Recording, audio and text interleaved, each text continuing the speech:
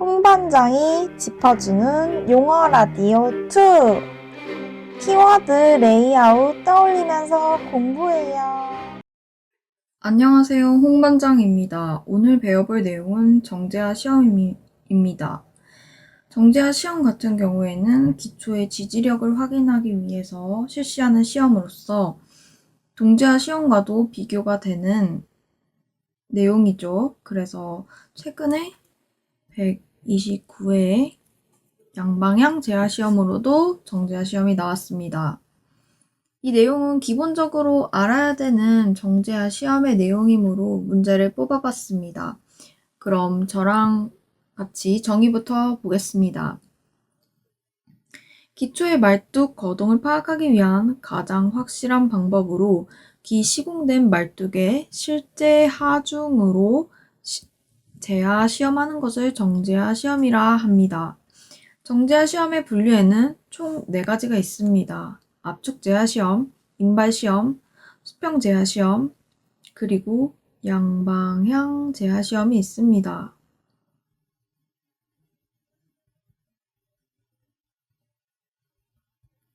압축 제하 시험 같은 경우에는 실물 제하 방법, 그리고 반력 파일 제하 방법이 있습니다. 그럼 도해를 한번 볼까요? 도해를 보면은 압축 제하 시험은 실물 제하로 실제 중량물을 올려놓고 파일 위에 올려놓고 치마량과 하중을 측정하는 시험입니다. 반면 반력 파일 제하 시험은 주변의 반력의 파일을 이용해서 파일의 진해력을 확인하는 시험입니다. 현장에서는 실제 중량물을 가져오기 힘들기 때문에 반력 파일 제하 방법을 주로 많이 씁니다. 그러면 시험 방법을 한번 보겠습니다. 시험 방법에는 압축 제하 시험, 그리고 인발 시험, 수평 제하 시험이 있고, 그리고 4번째 양방향 제하 시험이 있습니다.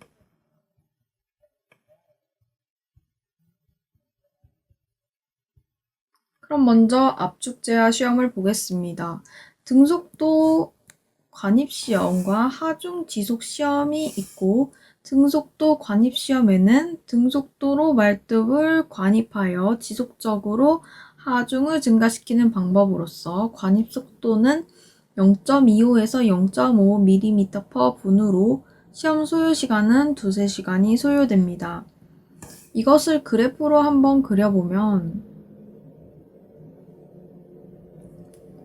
시간에 따른 하중, 치마량을 고려했을 때 하중이 등속도로 올라가면서 치마량 역시 같은 거동을 보이는 걸 알 수 있습니다. 반면 하중 지속 시험을 보겠습니다.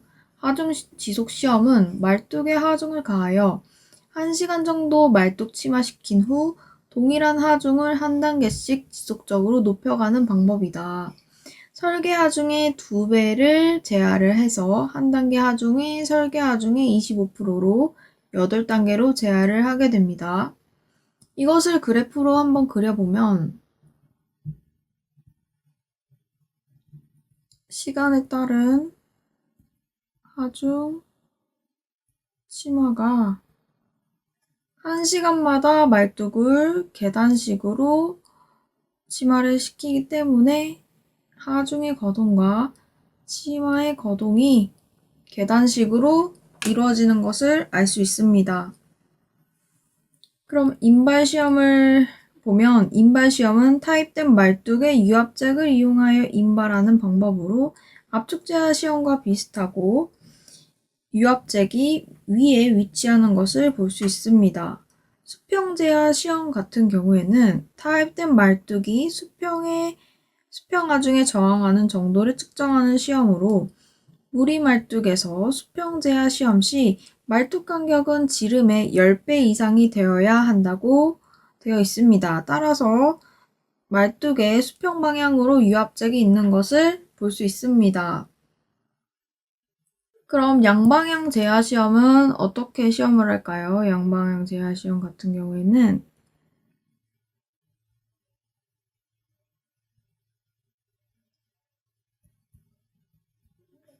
여기 5셀을 넣고 상판과 하판을 가압하여서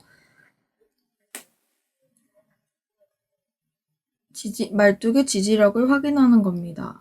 그리고 현장, 타설, 말뚝에 주로 사용을 하게 됩니다. 그럼 여기서 우리가 좀 더 알아봐야 할 내용은 대제목으로 뽑을 수 있는 게 목적입니다. 목적 같은 경우에는 말뚝의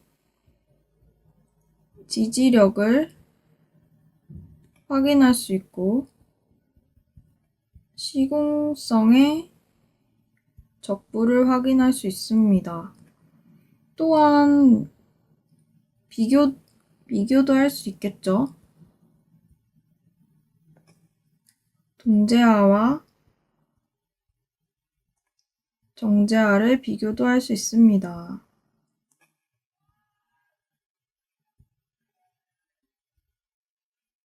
동제화는 신속하게 시험을 하는 반면 정제화의 경우에는 시험이 장기적으로 이루어집니다. 또한 신뢰도는 보통이며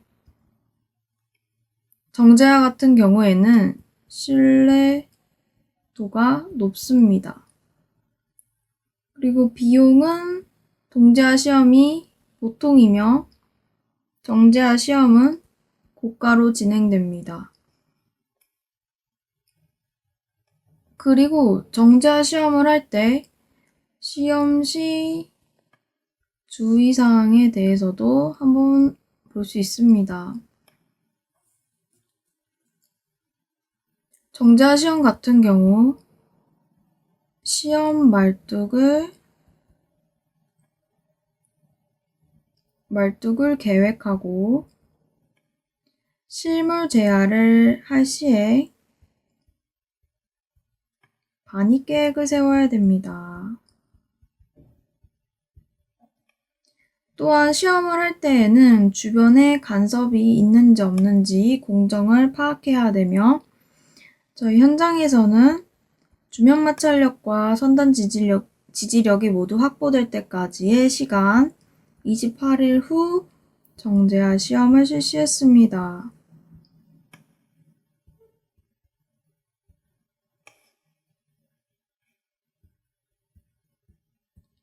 시험의 개수는 250본당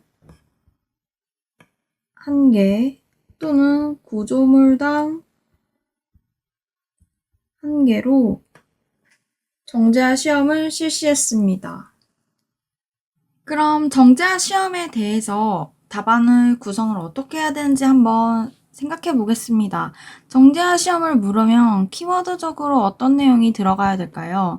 정제화는 기초에 대한 말뚝의 지지력을 확인하는 시험입니다. 그래서 그 지지력을 확인하기 위해서 실물 제하가 필요하고 실물 제하로 인해 실제 시험과 같기 때문에 신뢰도가 높다는 것을 특징적으로 알 수 있습니다. 그럼 레이아웃을 어떤 식으로 구성을 해야 될까요? 레이아웃 같은 경우에는 시험이기 때문에 시험에 대한 순서, 그리고 시험 시 주의사항, 그리고 동제화 시험과 정제화 시험을 비교를 해볼 수도 있고 정제화 시험에 대한 분류, 그리고 정제화 시험의 목적에 대해서도 다양하게 언급해 볼 수 있습니다.